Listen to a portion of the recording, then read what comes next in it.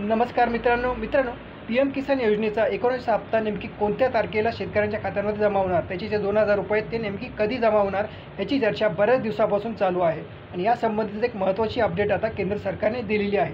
तसं बघितलं तर PM किसान योजनेचा जो 19 हप्ता आहे, तो जे बजेट आहे 2025चं केंद्र सरकारने जे अर्थसंकल्प सादर केला त्याच्या आधीच येण्याची अपेक्षा होती, तशी चर्चा होती, पण तो त्याच्या आधी आला नाही. आणि आता बजेटसुद्धा सादर झालेला आहे. तसं बजेटमध्ये तर अजून एक अपेक्षा होती की PM किसान योजनेचा जो दरवर्षी 6,000 रुपये मिळतात, ते 6,000 रुपये वाढून 10,000 किंवा 12,000 वर्षाला केले जातील अशी अपेक्षा होती. पण तशी तरतूद अर्थसंकल्पात करण्यात आलेली नाही. पण अर्थसंकल्प सादर झाल्यानंतर एक गोष्ट घडली, ती म्हणजे केंद्र सरकारने जो 19 हप्ता असेल PM किसान योजनेचा, तो कोणत्या तारखेला आहे ते जाहीर केलेलं आहे.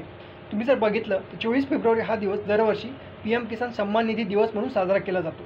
कारण 24 फेब्रुवारी 2019ला या योजनेची सुरुवात करण्यात आलेली होती. आणि आता याच दिवशी म्हणजे 24 फेब्रुवारीलाच जो 19 हप्ता आहे PM किसान योजनेचा, तो शेतकऱ्यांच्या खात्यांमध्ये जमा करण्यात येणार आहे. त्याचे 2,000 रुपये हे 24 फेब्रुवारीला शेतकऱ्यांच्या खात्यांमध्ये जमा करण्यात येणार आहे. एक महत्त्वाची अपडेट केंद्र सरकारने याबाबत दिलेली आहे.